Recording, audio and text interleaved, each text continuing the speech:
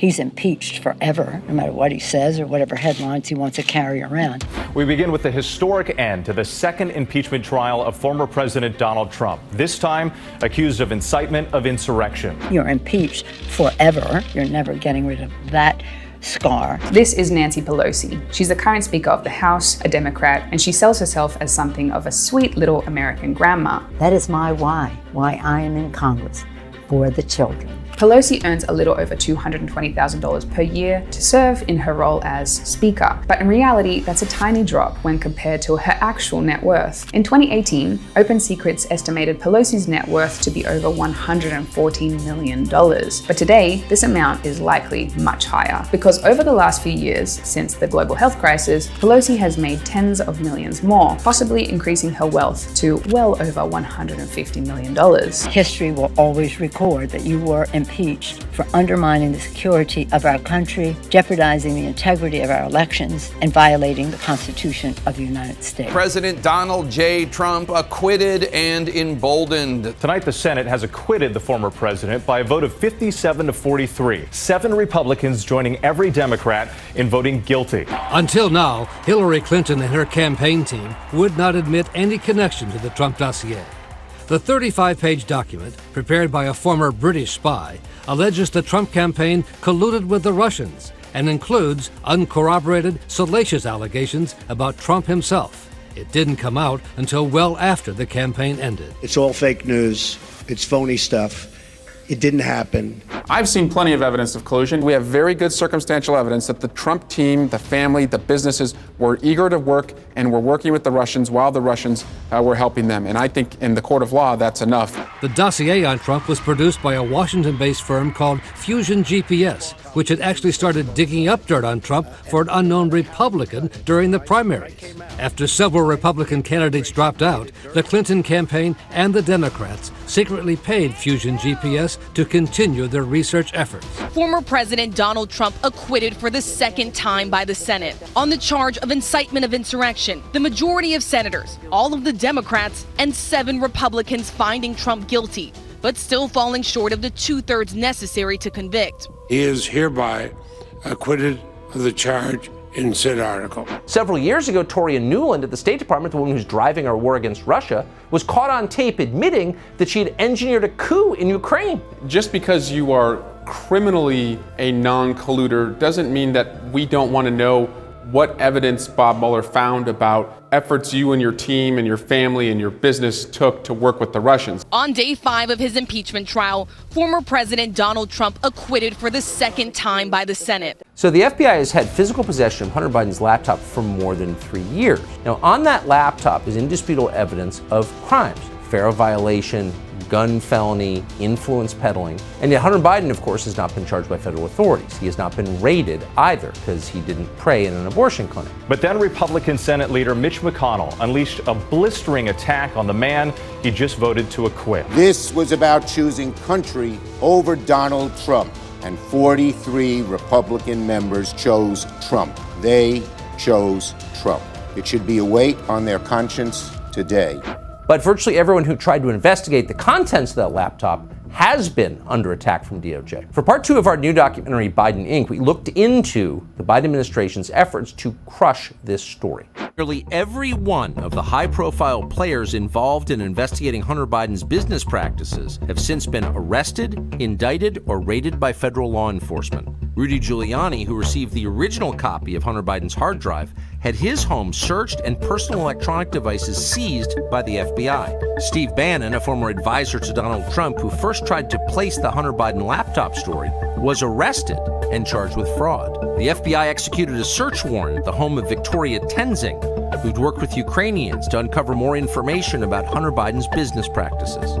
Lev Parnas and Igor Fruman, who helped Rudy Giuliani investigate Hunter Biden's business dealings, were both arrested on campaign finance charges in October 2019. Donald Trump immediately issuing a statement after the verdict, calling impeachment yet another phase of the greatest witch hunt in the history of the country, saying his movement has only just begun. In less than 2 years, it is not an overstatement to say they have run this country into the ground. Get this, a new report you have to read for yourself reveals the shocking backstory behind the Steel Dossier. According to the Wall Street Journal out today, the now discredited dossier originated from mere gossip between three friends chatting. One of them, PR executive Charles Dolan Jr. with deep Russian and Clinton ties, seemed shocked when it was actually published. In an email obtained by the Journal, he claimed this, quote, "I'm hoping that this is exposed as fake news.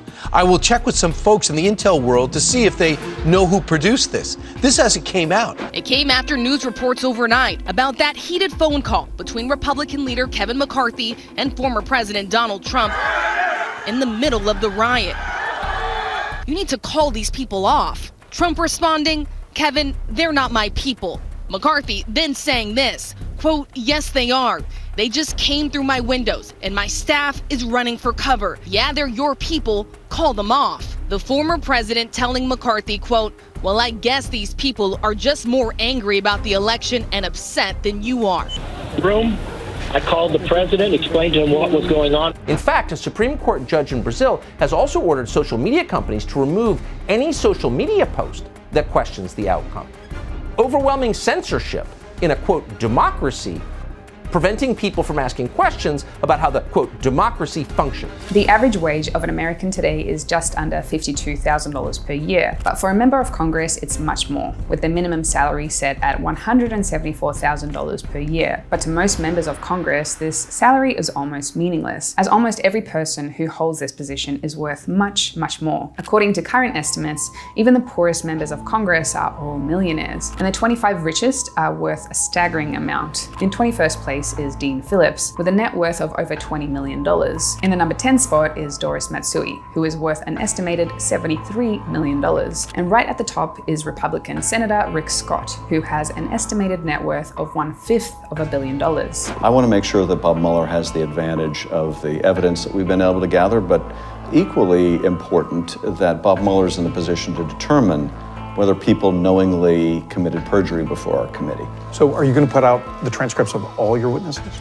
It's our intention to put all the transcripts out. Now, we may have to redact a few of them. The vast majority are completely unclassified. But you admit it's all you have right now is a circumstantial case. Actually, no, Chuck. I can tell you that the case is more than that, and I can't go into the particulars, but there is more than circumstantial evidence now. So, again, I think... So you have seen direct evidence of collusion? I don't want to go into specifics, but I will say that there is evidence that is not circumstantial and is very much worthy of investigation. So this is part of a concerted Russian influence operation that never stopped. Did the Russians offer to help the campaign, and did the campaign accept? Congress today made public a whole bunch of the anti-Hillary Clinton and otherwise divisive ads that Russia paid for in rubles, very subtle, as part of the Russian attack on our election last year. House Intel said what they released was a representative sampling of those Russian ads. Republican lawmakers warning that President Biden's executive order stopping construction of the Keystone XL pipeline will be devastating to thousands of Americans who were ready to work on the project. Wrecking our economy, desecrating our military, and opening the borders of the United States to more than 5 million lawbreakers. But the top Democrat on intelligence today, Adam Schiff, took the occasion of this open hearing with these social media companies today. He took this occasion to nail down the other most important part of this. Whether the Trump campaign colluded with Russia in any aspect of its influence operations. Now, that is still often described as an open question, right? But it's really not anymore. And Congressman Adam Schiff took the occasion of having that open hearing today, basically to nail that point to the wall. Boom, boom, boom. Boom, boom, boom. So last year, our CIA director, William Burns, traveled to Brazil. And while there, warned top officials that Bolsonaro could not contest the election results, no matter what. Wait a second.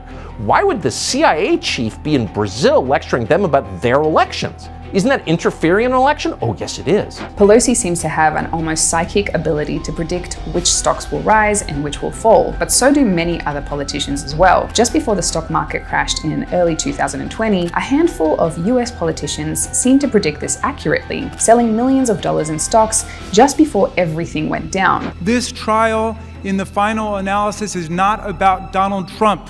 Having learned all that, your enemies just might conclude that now is the perfect time to take advantage of your diminished condition. And today in Kabul, they did just that. A terror bombing at the airport killed 90 people and injured 150 more. 13 of the dead were American servicemen, 12 Marines, and a Navy corpsman. For the US military, it was the single deadliest day in Afghanistan in a decade. It was a tragedy, and we saw it on television. Do you trust your leaders? Do you trust them to take care of you or to guard the wealth of your nation? When it comes to wealth, politicians are great at managing money, just not the cash of your nation. Instead, many have become masters of enriching themselves. They use privileged systems to line their bank account with millions while doing favors for corporate donors. And some politicians are so successful at stock trading that investing apps have created special profiles for others to copy their trades. So is politics still there to benefit the people? Unfortunately, it seems to exist to create a golden empire for the few, while the rest are left struggling for scraps. No group in American history has done a worse job running this country than the neoliberals currently in charge. When people are hiding things, it makes you think maybe they have reason to, of course. And when governments hide things, you can be dead certain they're lying. Period. Again, this is where I need your help, guys. If you guys don't help share this content, there's nothing that I can do because they're going to probably take away views. They're going to take away likes. They're going to do everything that they can to throttle this video. The only way to get around that is for you to share this video on outside platforms, and hopefully it continues to get reshared. So I'm going to do everything that I can to fight for Donald Trump. Hopefully you guys are doing the same thing. I appreciate each and every one of you guys. God bless. Be safe out there. America first. Let's go.